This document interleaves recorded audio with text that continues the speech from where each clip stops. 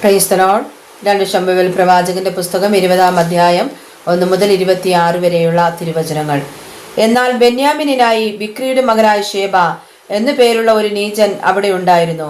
അവൻ കാഹളമൂതി, ദാവീദിങ്കൽ നമുക്ക് ഓഹരിയില്ല, ഇശായിയുടെ മഹങ്കൽ അവകാശവുമില്ല, ഇസ്രായേലെ നിങ്ങൾ വീട്ടിലേക്ക് പോയിക്കൊള്ളുവിൻ എന്ന് പറഞ്ഞു. അപ്പോൾ ഇസ്രായേലൊക്കെയും ദാവീദിനെ വിട്ടു പിന്മാറി ബിക്രിയുടെ മകനായ ശേബയുടെ പക്ഷം ചേർന്നു. യഹൂദ പുരുഷന്മാരോ യോർദാൻ തുടങ്ങി യെരൂശലേം വരെ തങ്ങളുടെ രാജാവിനോട് ചേർന്ന് നടന്നു. ദാവീദ് യെരൂശലേമിൽ അരമനയിലെത്തി. അരമന സൂക്ഷിപ്പാൻ പാർപ്പിച്ചിരുന്ന 10 വെപ്പാട്ടികളെയും രാജാവ് അന്തപുരത്തിലാക്കി രക്ഷിച്ചു. എങ്കിലും അവരുടെ അടുക്കൽ ചെന്നില്ല. അങ്ങനെ അവർ ജീവപര്യന്തം കാവലിലിരുന്ന വൈധവ്യം ആചരിച്ചു. അനന്തരം രാജാവ് അമാസയോട്, നീ 3 ദിവസത്തിനകം യഹൂദ പുരുഷന്മാരെ വിളിച്ചുകൂട്ടി അവരുമായി ഇവിടെ വരിക എന്ന് പറഞ്ഞു. അങ്ങനെ അമാസ യഹൂദ പുരുഷന്മാരെ വിളിച്ചു കൂട്ടുവാൻ പോയി. എന്നാൽ കൽപ്പിച്ച അവധിയിലധികം അവൻ താമസിച്ചു പോയി. എന്നാറേ ദാവീദ് അബീശായിയോട്, അബ്ശാലോം ചെയ്തതിനേക്കാളും ബിക്രിയുടെ മകനായ ശേബ ഇപ്പോൾ നമുക്ക് അധികം ദോഷം ചെയ്യും. അവൻ ഉറപ്പുള്ള വല്ല പട്ടണത്തിലും കടന്ന് നമ്മുടെ ദൃഷ്ടിയിൽ നിന്ന് തെറ്റിപ്പോകാതിരിക്കേണ്ടതിന് നീ നിന്റെ യജമാനന്റെ സേവകരെ കൂട്ടിക്കൊണ്ട് അവനെ പിന്തുടരുക എന്ന് പറഞ്ഞു. അങ്ങനെ യോബാബിന്റെ ആളുകളും ക്രേത്യരും പ്ലേത്യരും സകല വീരന്മാരും ബിക്രിയുടെ മകനായ ശേബയെ പിന്തുടരുവാൻ യെരൂശലേമിൽ നിന്ന് പുറപ്പെട്ടു. അവർ ഗിബെയോനിലെ വലിയ പാറയുടെ അടുക്കൽ എത്തിയപ്പോൾ അമാസ അവർക്കെതിരെ വന്നു. എന്നാൽ യോബാബ് ധരിച്ചിരുന്ന പടയങ്കിമേൽ ഒരു കച്ചയിൽ ഉറയോടുകൂടെ ഒരു വാൾ അരക്കി കെട്ടിയിരുന്നു. അവൻ നടക്കുമ്പോൾ അത് വീണുപോയി. യോബാബ് അമാസയോട്, സഹോദര, സുഖം തന്നെയോ എന്ന് പറഞ്ഞ് അമാസയെ ചുംബനം ചെയ്യുവാൻ വലത്തു കൈകൊണ്ട് അവന്റെ താടിക്ക് പിടിച്ചു. എന്നാൽ യോബാബിന്റെ കയ്യിൽ വാൾ ഇരിക്കുന്നത് അമാസ സൂക്ഷിച്ചില്ല. യോബാബ് അവനെ അതുകൊണ്ട് വയറ്റത്ത് കുത്തി കുടൽ ചോർത്തി കളഞ്ഞു. 2ാമത് കുത്തേണ്ടി വന്നില്ല, അവൻ മരിച്ചുപോയി. യോബാബും അവന്റെ സഹോദരനായ അബീശായിയും ബിക്രിയുടെ മകനായ ശേബയെ പിന്തുടർന്നു. യോബാബിന്റെ ബാല്യക്കാരിൽ ഒരുത്തൻ അതിനരികെ നിന്നുകൊണ്ട് യോബാബിനോട്, ഇഷ്ടമുള്ളവനും ദാവീദിന്റെ പക്ഷക്കാരനും യോബാബിന്റെ പിന്നാലെ ചെല്ലട്ടെ എന്ന് പറഞ്ഞു. അമാസ വഴിനടുവിൽ രക്തത്തിൽ മുഴുകി കിടന്നതുകൊണ്ട് ജനമൊക്കെയും നിൽക്കുന്നുവെന്ന് കണ്ടിട്ട് അവൻ അമാസയെ വഴിയിൽ നിന്ന് വയലിലേക്ക് മാറ്റി. അവിടെ എത്തുന്നവരെല്ലാം നിൽക്കുന്നു എന്ന് കാണുക കൊണ്ട് അവനൊരു വസ്ത്രം അവന്റെ മേലിട്ടു.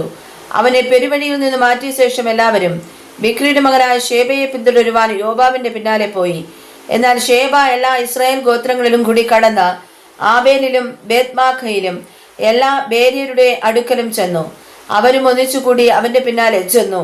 മറ്റവൻ വന്ന് ബേത്മാഖയോട് ചേർന്ന ആബേലിൽ അവനെ നിരോധിച്ചു പട്ടണത്തിനു നേരെ വാടകോരി. അത് കിടങ്ങിന്റെ വക്കത്തായിരുന്നു. യോബാബിനോട് കൂടെയുള്ള എല്ലാ പടജനവും മതിൽ തള്ളിയിടുവാൻ തക്കവണ്ണം ഇടിച്ചു തുടങ്ങി. അപ്പോൾ ജ്ഞാനമുള്ള ഒരു സ്ത്രീ, കേൾപ്പിൻ കേൾപ്പിൻ, ഞാൻ യോബാബിനോട് സംസാരിക്കേണ്ടതിന് ഇവിടെ അടുത്തു വരുവാൻ അവനോട് പറവിനെന്ന് പട്ടണത്തിൽ നിന്ന് വിളിച്ചു പറഞ്ഞു. അവൻ അടുത്തു ചെന്നപ്പോൾ, നീ യോബാബോ എന്ന് ആ സ്ത്രീ ചോദിച്ചു. അതെ എന്ന് അവൻ പറഞ്ഞു. അവൾ അവനോട്, അടിയന്റെ വാക്ക് കേൾക്കണമേ എന്ന് പറഞ്ഞു. ഞാൻ കേൾക്കാം എന്ന് അവൻ പറഞ്ഞു. എന്നാറേ അവൾ, ആവേലിൽ ചെന്ന് ചോദിക്കണമെന്ന് പണ്ടൊക്കെ പറയുകയും അങ്ങനെ കാര്യം തീർക്കുകയും ചെയ്യുക പതിവായിരുന്നു. ഞാൻ ഇസ്രായേലിൽ സമാധാനവും വിശ്വസ്തതയും ഉള്ളവരിൽ ഒരുത്തിയാകുന്നു. നീ ഇസ്രായേലിൽ ഒരു പട്ടണത്തെയും ഒരു മാതാവിനെയും നശിപ്പിപ്പാൻ നോക്കുന്നു. നീ യഹോവയുടെ അവകാശം മുടിച്ചു കളയുന്നത് എന്ത് എന്ന് പറഞ്ഞു. അതിന് യോബാബ്, മുടിച്ചു കളയുകയോ നശിപ്പിക്കുകയോ ചെയ്യുവാൻ എനിക്ക് ഒരിക്കലും സംഗതിയാകരുതേ. കാര്യം അങ്ങനെയല്ല. ബിക്രിയുടെ മകനായ ശേബ എന്നൊരു എഫ്രായിം മലനാട്ടുകാരൻ ദാവീദ് രാജാവിനോട് മത്സരിച്ചിരിക്കുന്നു. അവനെ ഏൽപ്പിച്ചു തന്നാൽ മാത്രം മതി, ഞാൻ പട്ടണത്തെ വിട്ടുപോകുമെന്ന് പറഞ്ഞു. സ്ത്രീ യോബാബിനോട്, അവന്റെ തല മതിലിന്റെ മുകളിൽ നിന്ന് നിന്റെ അടുക്കൽ ഇട്ടുതരും എന്ന് പറഞ്ഞു. അങ്ങനെ സ്ത്രീ ചെന്ന് തന്റെ ജ്ഞാനത്താൽ സകല ജനത്തെയും സമ്മതിപ്പിച്ചു. അവർ ബിക്രിയുടെ മകനായ ശേബയുടെ തലവെട്ടി യോബാബിന്റെ അടുക്കൽ ഇട്ടുകൊടുത്തു. അപ്പോൾ അവൻ കാഹളമൂതി എല്ലാവരും പട്ടണം വിട്ട് വീടുകളിലേക്ക് പോയി. യോബാബ് യെരൂശലേമിൽ രാജാവിന്റെ അടുക്കൽ മടങ്ങിപ്പോയി. യോബാബ് ഇസ്രായേൽ സൈന്യത്തിനൊക്കെയും അധിപതിയായിരുന്നു. യഹോയാദയുടെ മകനായ ബെനായാവ് ക്രേത്യരുടെയും പ്ലേത്യരുടെയും നായകനായിരുന്നു. അധോരാം ഊഴിയ വേലക്കാർക്ക് മേൽവിചാരകൻ. അഹീലൂദിന്റെ മകനായ യഹോശാബാത്ത് മന്ത്രി. സെബ രായസുകാരൻ. സാദോക്കും അബിയാത്താരും പുരോഹിതന്മാർ. യായീര്യനായ ഈരയും ദാവീദിന്റെ പുരോഹിതൻ ആയിരുന്നു. വായിച്ചതായ തിരുവചനങ്ങളാൽ കർത്താവ് നമ്മെ ശ്രേഷ്ഠകരമായി അനുഗ്രഹിക്കുമാറാകട്ടെ. ആമേൻ.